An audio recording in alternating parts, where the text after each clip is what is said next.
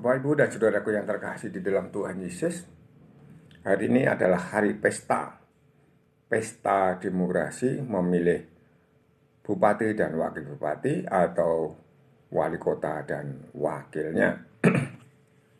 Selanjutnya Bapak, Ibu, dan saudaraku yang terkasih, para katekis yang saya hormati, saya akan memaparkan renungan saya atau sharing saya mengenai Injil hari ini yang diambil dari Injil Lukas pasal 21 ayat 12 sampai dengan 19. Pada waktu itu Yesus berkata kepada murid-muridnya, akan datang harinya kalian akan ditangkap dan dianiaya. Karena namaku kalian akan diserahkan ke rumah-rumah ibadat, dimasukkan ke dalam penjara, dan dihadapkan kepada raja-raja dan para penguasa. Melanjutkan dari pengajaran gereja mengenai kehidupan di akhir zaman, kemarin bahwa kita mendapatkan pengajaran bahwa hidup di dunia ini tidak selamanya. Hidup di dunia ini ada akhirnya, dan dunia ini pun ada akhirnya. Dan sementara ini di dalam Injil hari ini akan datang harinya.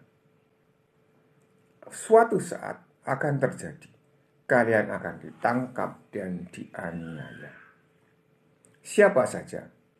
Saya mau mengatakan pada Bapak, Ibu, dan saudaraku terkasih, ketika kita mau mengikuti Yesus, kita sudah mengetahui bahwa jika kita mau mengikuti Yesus, kita harus menyangkal diri, memanggul salibnya, salib kita sendiri, lalu baru mengikuti Tuhan. Seberapa besar penganiayaan terhadap kita, itu juga tergantung kita. Seberapa berat salib kita yang kita panggul itu juga tergantung kita. Harus menyangkal diri, sebesar apa penyangkalan itu juga akan terjadi pada kita. Perhatikan kita, akan datang harinya kalian akan ditangkap dan dianiaya. Ditangkap, dianiaya. Ketika kita tidak merasakan atau belum pernah merasakan hal penganiayaan seperti itu, katakan saja kalau misalnya belum ditangkap tidak masalah. Tetapi kecil-kecilan bahwa kita disidang atau kita dihadapkan pada banyak orang mengenai hal-hal iman kita, itu bisa saja terjadi. Kecil atau besar tergantung bagaimana kita berbuat. Karena namaku kalian akan diserahkan ke rumah-rumah ibadat. Pertama adalah ke rumah-rumah ibadat. Karena apa? Tuhan Yesus mengajarkan hal yang berbeda dari kepercayaan yang sebelumnya ada di situ. Misalnya di Indonesia ada iman kepercayaan Kristiani yang sebelumnya sudah ada iman kepercayaan Islami, yang sebelumnya juga ada kepercayaan Hindu, Buddha, dan seterusnya. Atau di situ juga ada iman kepercayaan Jawa. Nah, ini akan menjadi sebuah masalah. Masalah itu akan kecil kalau tidak terjadi konfrontasi. Tetapi kalau itu terjadi konfrontasi dari keduanya, maka akan menjadi masalah yang besar. Dan ini pun bisa saja dibesar-besarkan, tidak diredam. Dan apa yang terjadi adalah rumah ibadat. Seseorang yang tidak bersama atau berbeda keyakinan, lalu diseretnya kemana? Ke rumah ibadah, di mana orang bisa berkumpul. Namun setelah itu bisa saja ke rumah-rumah pemerintah. Maka dihadapkan kepada raja-raja dan para penguasa. Lalu bisa menggunakan balai desa, bisa menggunakan kantor polisi, bisa menggunakan milik pemerintah, di mana bisa membuat persidangan bagi kita. Penganiayaan terjadi di situ. Dan sebelum sampai ke situ pun kita sudah ditangkap lalu dianiaya di jalan-jalan dan seterusnya. Penganiayaan belum tentu langsung dipukuli, tetapi penganiayaan bisa jadi penganiayaan verbal, penganiayaan karakter, dan seterusnya yang terjadi di masyarakat. Ini terjadi. Tidak hanya dalam teori saja. Benar-benar terjadi. Hal itu akan menjadi kesempatan bagimu untuk bersaksi. Benar, kita bersaksi. Kalau kita bisa demikian, kalau kita pernah merasakan itu bisa menjadi kesaksian bagi kita. Para umat Kristiani dengan para klerus mungkin penganiayaannya berbeda.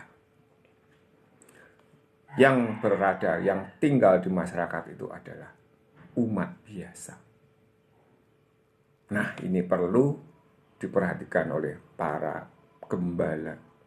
Di mana perasaan, di mana kehidupan, di mana tantangan itu lebih besar dari yang ada di biara, dari yang ada di pasturan. Bapak, Ibu, dan saudaraku yang terkasih, kita teruskan. Sebab itu tetap teguhlah di dalam hatimu. Jangan kalian memikirkan lebih dahulu pembelaanmu. Aku sendirilah yang akan memberi kalian kata-kata hikmat, sehingga kalian tidak dapat ditentang atau dibantah lawan-lawan. Benar, itu hal yang benar. Dengan kata-kata kita menang. Tetapi mereka tidak mau kalah. Mereka menggunakan tangan, mereka menggunakan hal-hal lain. Dianiaya. Tidak usah pakai mulut, tidak usah adu mulut, tapi langsung pukul, langsung dianiaya, begitu saja.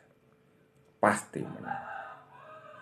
Bapak, Ibu, dan saudaraku yang terkasih di dalam Tuhan Yesus, kenapa terjadi seperti ini? Karena hidup pengajaran kita, Tuhan Yesus memberikan prinsip hidup yang sangat berbeda.